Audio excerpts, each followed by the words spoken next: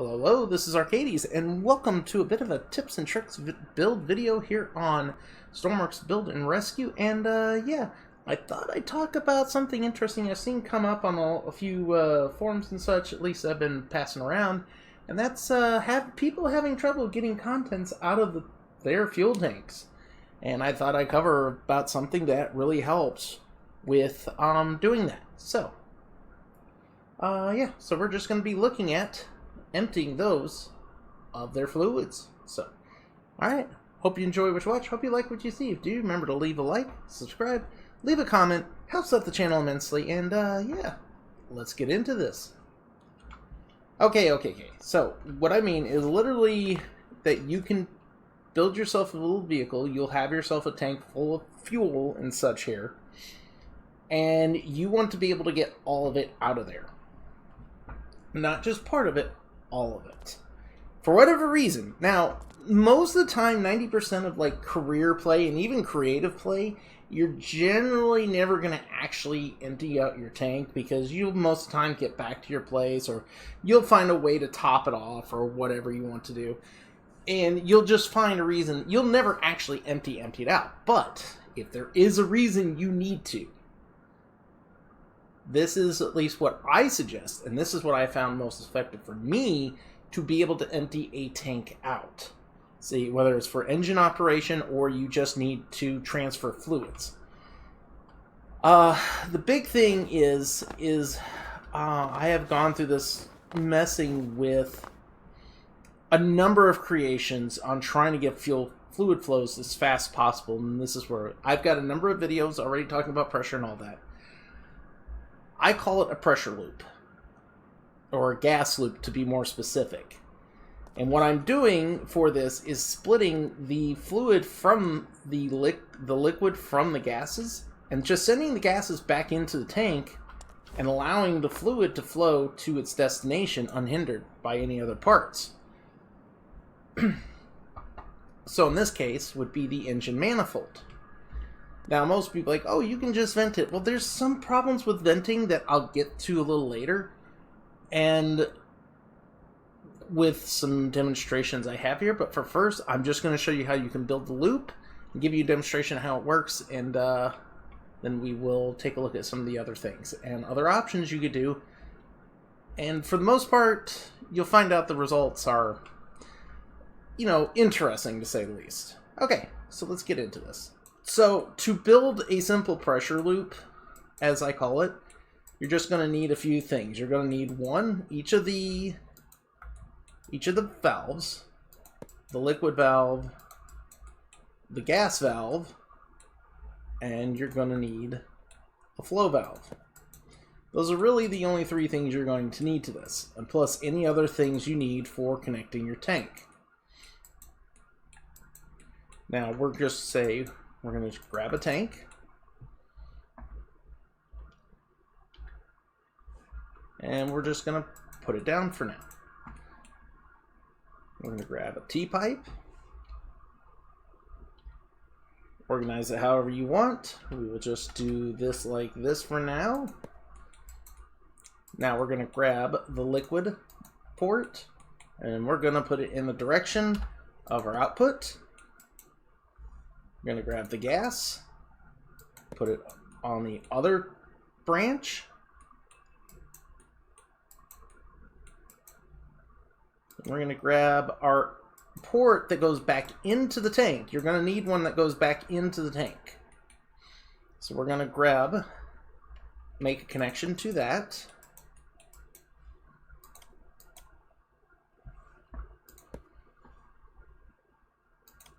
We'll make our curve.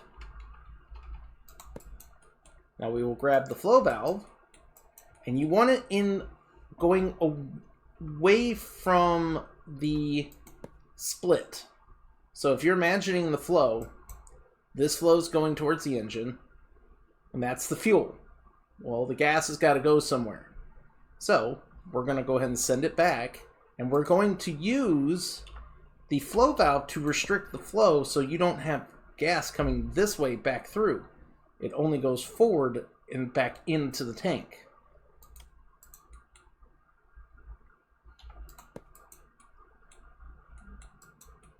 just like that. Now, that is the loop itself. This loop will work on its own as it sits here. Now, if I grab an anchor, we get a fluid hose anchor. I'm going to change this over to seawater. Get a hose. Okay, so I got the hose, got this, and you can see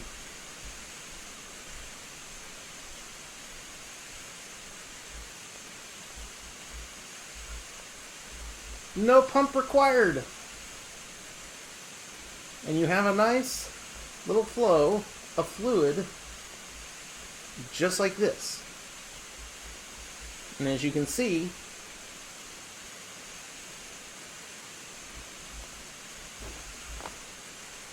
there is no air being lost. All this is fluid. As you can see, even though the pressure is going down, you look at the nitrogen and oxygen and the carbon dioxide content, it's staying relatively the same. But the power of this will be going down as the pressure goes down. But the contents are still there, and it's still maintaining. Okay, so what if you want to add a pump? I would suggest adding a pump in before the split. This is where they're most effective, is to always have the split and the valves after the pump. And you'll end up with a much more powerful system. And you can see, looking at the seawater, it is emptying on its own, and all the other contents are staying roughly about the same, as they're being moved through the system.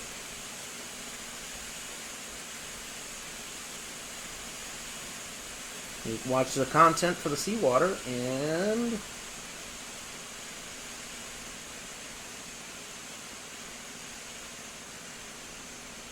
see, now the pressure's getting down because there's not much content in there.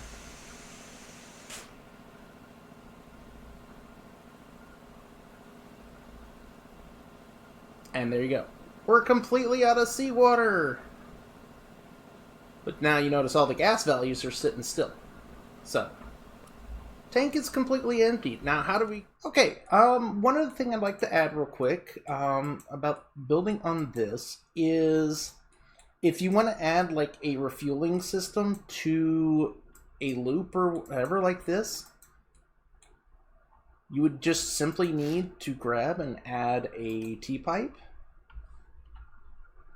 like in this manner, put that in there, and then from the point before where this is going to be at, where it goes into the tank, you will grab another gas valve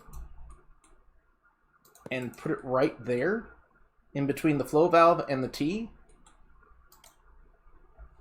at which point then you can add your path from, getting, refueling or resupplying, whatever this is. So you can have fuel, fuel getting pulled in here, or say you need to empty the tank, you can pull the fuel out, and it will pull it out in this manner from the system in this way.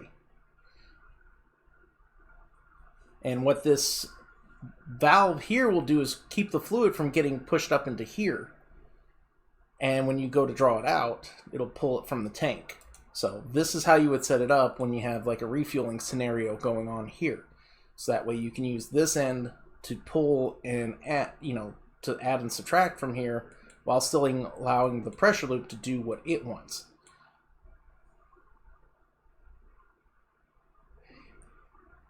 So the only reason why you would lose gas from the system then is if, if there was other pipes in the line that was leading up to these ports right here. In that case, maybe adding a tank, like splitting off like another one here,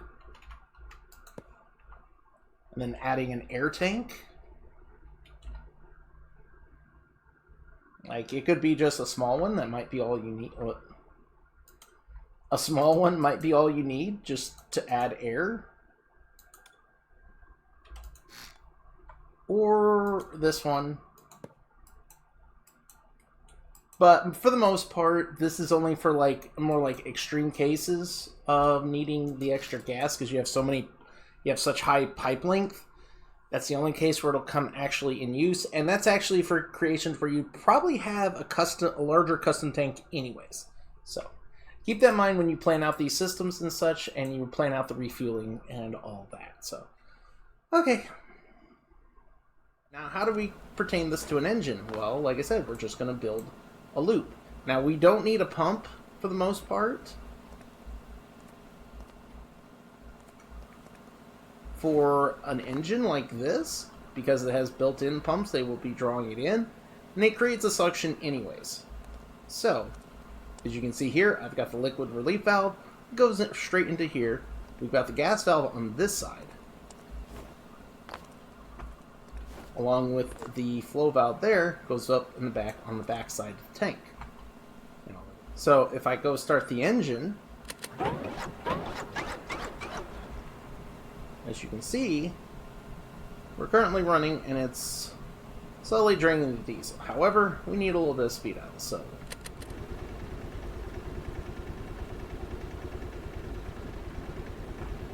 And we're just going to give it a moment and watch here.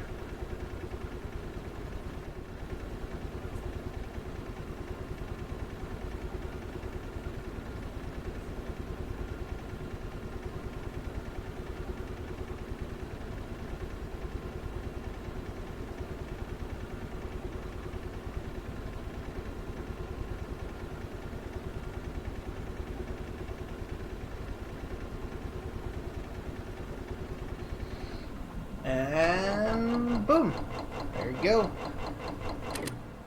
We are now down to 0 diesel.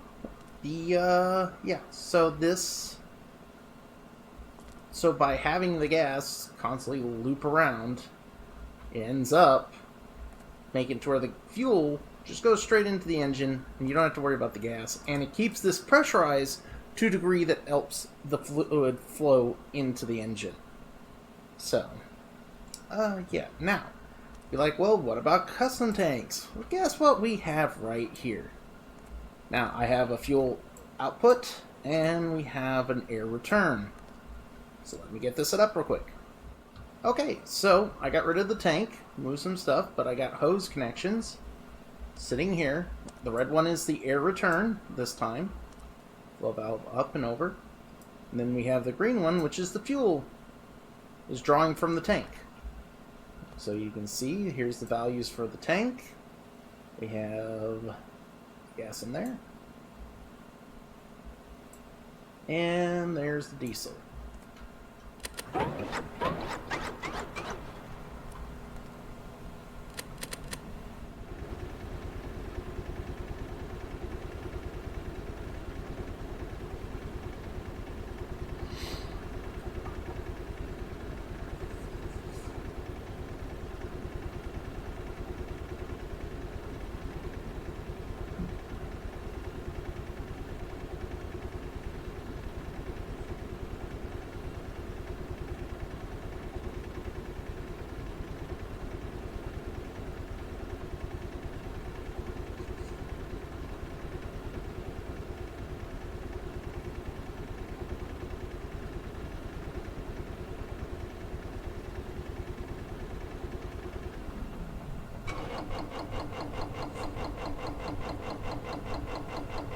And as you can hear, it now can't get enough fuel.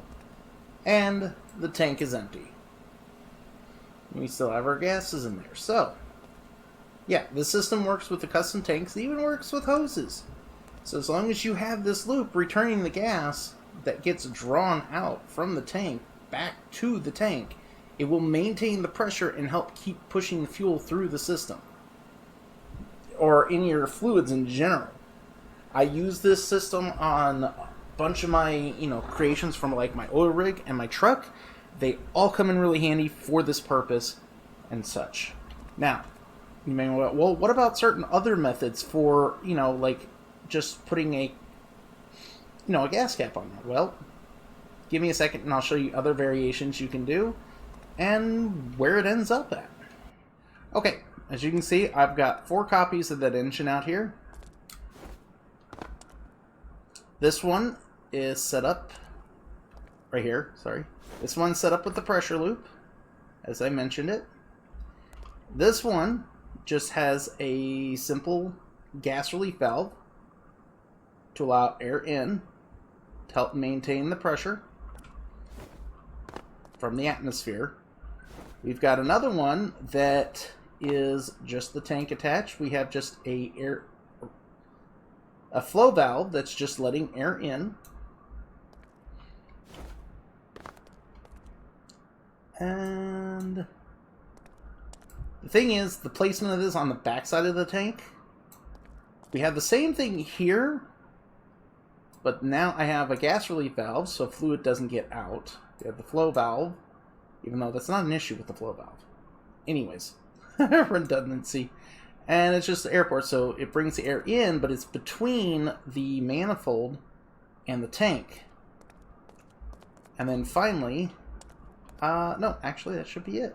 So, then all I gotta do is start all the engines, and we let them run, and take a look at their values afterwards. As you can see, the way they go.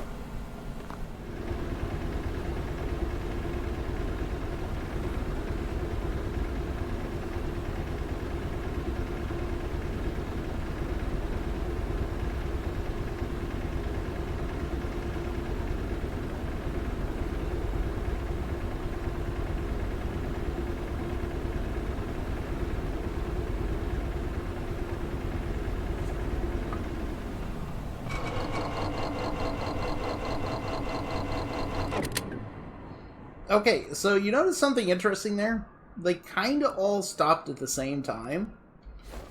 This is the one with the pressure loop, as you can see, or the gas loop. It is at 0. Now, let's take a look at the other ones and see how they fared. Now, all the engines are not running right now. You see, starters are false. These are false, false, false, false, and false. So you see it's not running right now.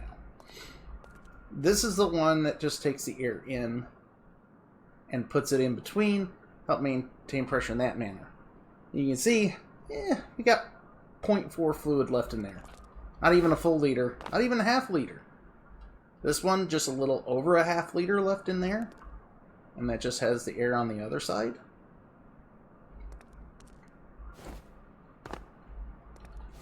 And then this is the one with the loop.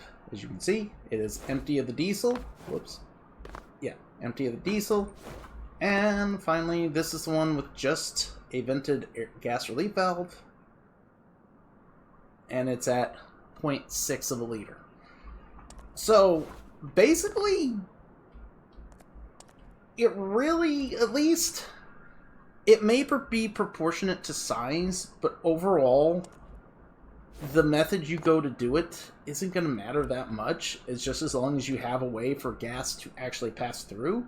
But if you want to get every drop and you want to smooth the system out as much as possible, gas loop. This gas loop. So much. Because without pressure in the system, it won't run. At all. It'll just lock up. Because you have to have the pressure. And having all these different methods for maintaining that all work. They're all just about as effective as each other. The only problem I have with most of these systems is, as you can see, these are still drawing gas through the system into there. It's not running. It's literally just drawing air from outside into there. But yeah, as you can see here, this one's... But if you want to get every last drop, this little loop right here.